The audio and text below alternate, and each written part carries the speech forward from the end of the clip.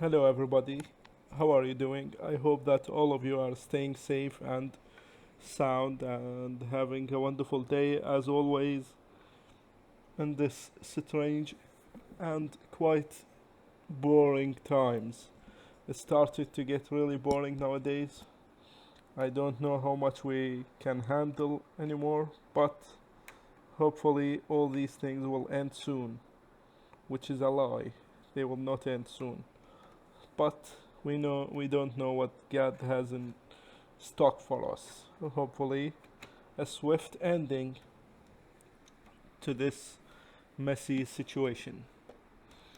Now, in the previous lecture, we talked about communicative language teaching. We discussed some new topics and new material, which is very important uh, for you as language teachers. It is really important.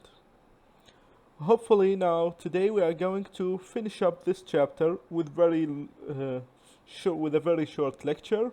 It's not going to take a lot of your time, and it is also very easy.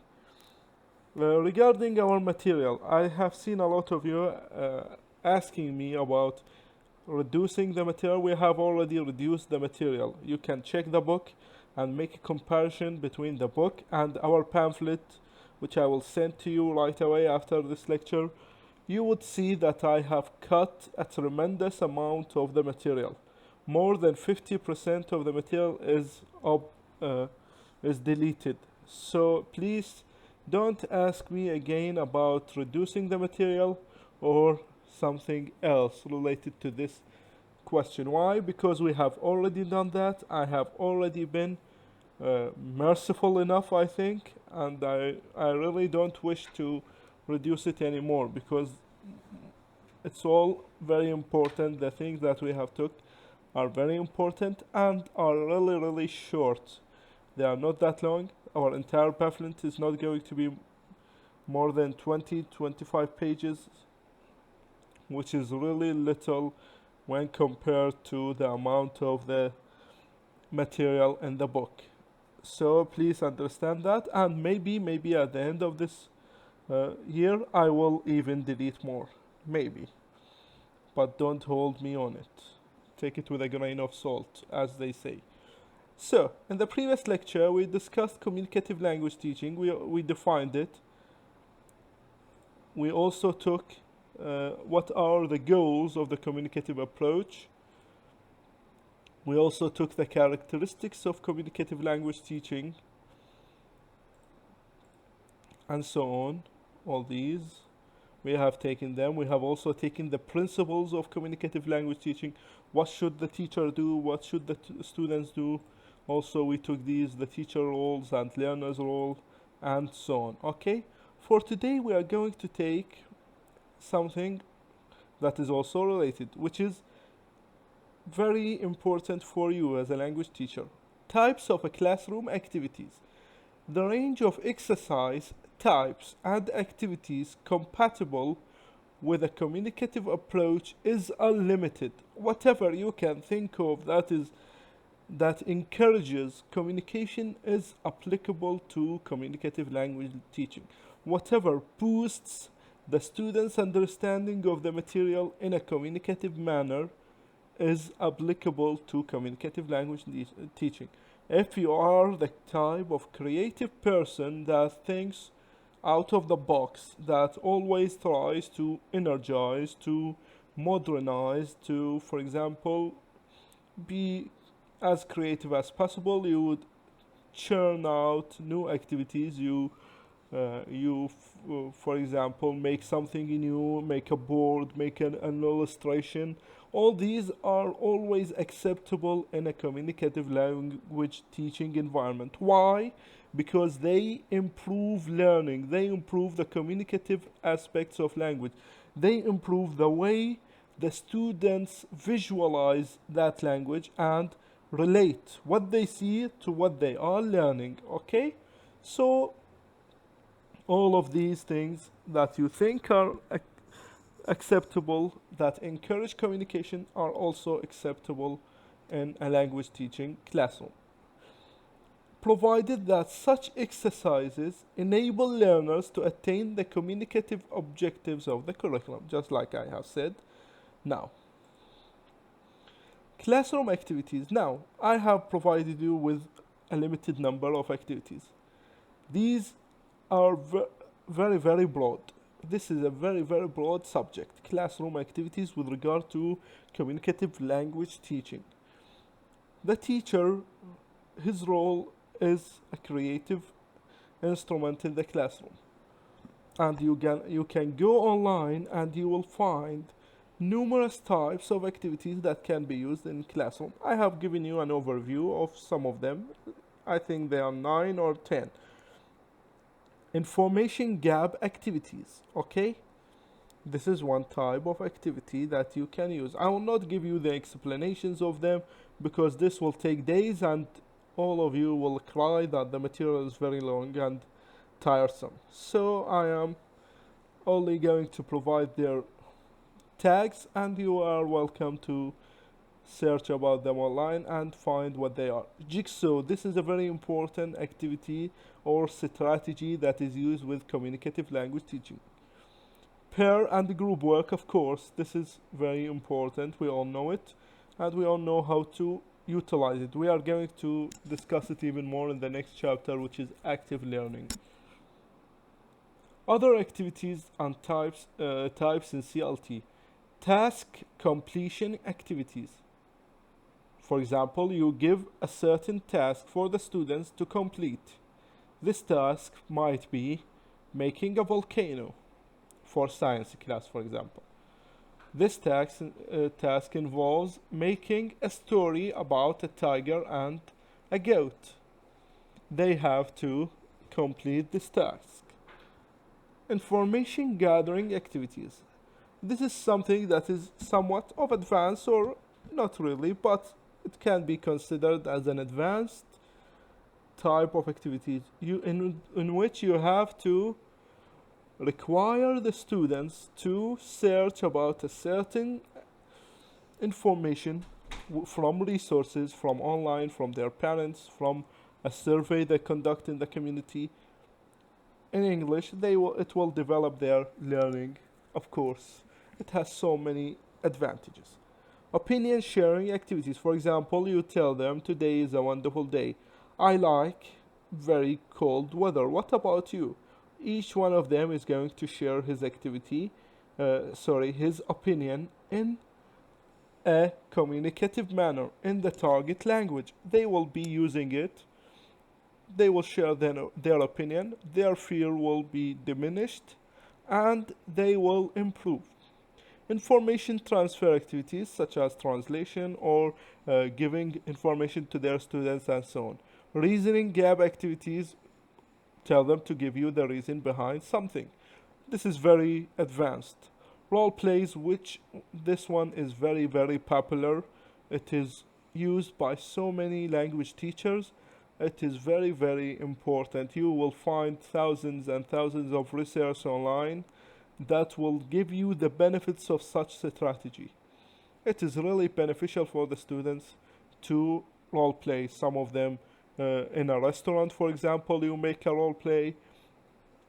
Someone is the chef, someone is the chef, someone is the customer, someone is the garçon, and so on, okay? Waiter. And another one at a bus stop station. You can be as creative as you can with role plays and they really, really enjoy it, students. Activities and tasks. Scrambled words. The students are given sentences in which the words are scrambled order.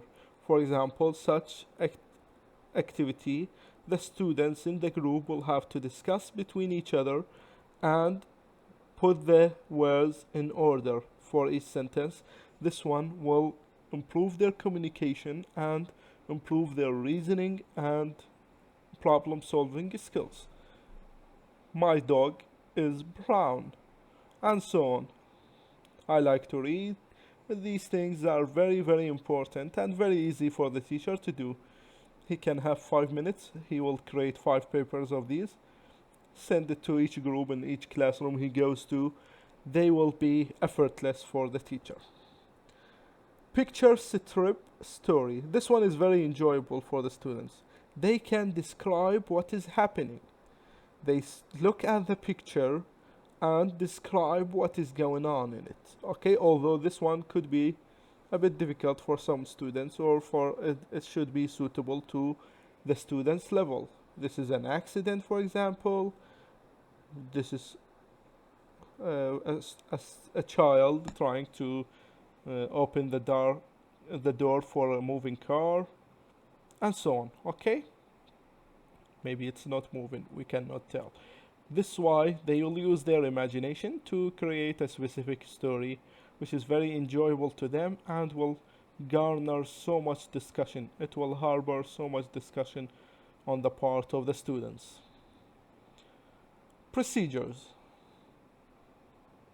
Because communicative principles can be applied to the teaching of any skill at any level, and because of the wide variety of classroom activities and exercise types discussed in the literature on communicative language teaching, description of the typical classroom procedure used in a lesson based on CLT principles is not feasible. Why? Because, as I have told you at the beginning, there are so many things that you can do to promote communication exercises inside the classroom. All these things promote a successful language learning. All these things achieve successful language learning and communicative language learning. Therefore, it is really difficult to provide one feasible option for a language communicative procedure. Why is this approach very nice and it is very favored by researchers? Because it is free. It gives the teacher the freedom to make whatever he thinks possible and whatever he thinks feasible inside the classroom and apply it for students' learning. A lesson outline for teaching the function, making a suggestion for the learner in the beginning level of secondary or school or program. This outline that I'm going to provide is general one. Each teacher has his own one, and it could be correct based on the lesson plan we have adopted in the previous chapter. Okay? If you can fit the activity in the lesson plan we have adopted, it is feasible, it is successful, inshallah. Presentation of a brief dialogue or several mini dialogues. Okay, you can present a certain dialogue for each lesson, for each 2 lessons, and so on. This will not make this class boring and will encourage communication. Oral practice of each utterance of the dialogue segment to be presented that day. They may have prepared a specific dialogue at their house to be presented that day. Question and answer based on the dialogue topic. What do you think of the dialogue? What is your opinion of that dialogue? What do you think is the right thing to do in such situation? What is wrong to do in such situation? And so on. Question and answer related to the student's personal experience. Do you like tomatoes? Do you like fingers? Do you like, for example, pizza? This is the most common types of questions that are related to personality. Do you hate, for example, Manchester City? And so on. Do you hate BTS? Of course, and so on. Okay? Study one of the basic communicative expression in the dialogue. For example, an expression which is hi, a greeting expression, an expression which results in what's up, an expression which is informal, and so on. Learner discovery of generalization or rules underlying functional expression. For example, you provide them with a 3-line or 4-line passage and tell them to dig up any any grammatical rules or general grammatical rules they have found in the passage. Oral recognition, interpretive activities. For example, they listen to an audio and try to answer certain questions regarding that audio. Oral production activities proceeding from the guided to free communicative activities. Copying the dialogue or models if they are not in the text. This one could be omitted because we have a specific textbook in Iraq and the teacher will have to follow. Sampling of the written homework assignment. Of course, as a language teacher, it is really not favorable to check for homework inside the classroom because you have so many students which will waste so much of the lessons time. It will be noisy, it will be chaos. So always try to take the notebooks or the students' notebooks into your house or to your teacher's room to correct them instead of you relying on doing it inside the classroom, which will waste so much time of the class. Lastly, we have advantages and disadvantages of communicative language teaching. As we have established earlier that nothing is perfect in life, so is CLT. It is not perfect. It has certain advantages and certain disadvantages. I have provided you with only 3. There are numerous advantages and numerous disadvantages. But it is favored. Why? Because the advantages really outweigh the disadvantages. Let's see. This technique increases the teacher-student's relationship. It is an interactive relationship. Why? Because the teacher and the students all are active participants inside the classroom. We have talked about it in the previous lecture. We said that the teacher himself is a participant in the learning of the students, which will bolster their relationship. CLT provides the opportunity for students to be aware of their abilities and exhibit them. They will be aware of their listening abilities, communicative abilities, their oral skills, writing skills, and try to develop them and exhibit them because you are giving them the opportunity to do so. The students in this way can learn the target language in an enjoyable way. They are enjoying their time because they are communicating, and we have talked about this thousands and thousands of times. Disadvantages: the requirements are difficult. Not all classrooms can allow for group work activities and for teaching aids and materials. Of course, we have seen this being proven in Iraq. Not all of our classrooms harbor or, let's say, provide a feasible environment to apply communicative language learning because they have so many number of students, because there is no electricity and so on. So it really depends on the type of classroom you are in to make this this approach feasible. It is controversial whether it can be used in every level of students.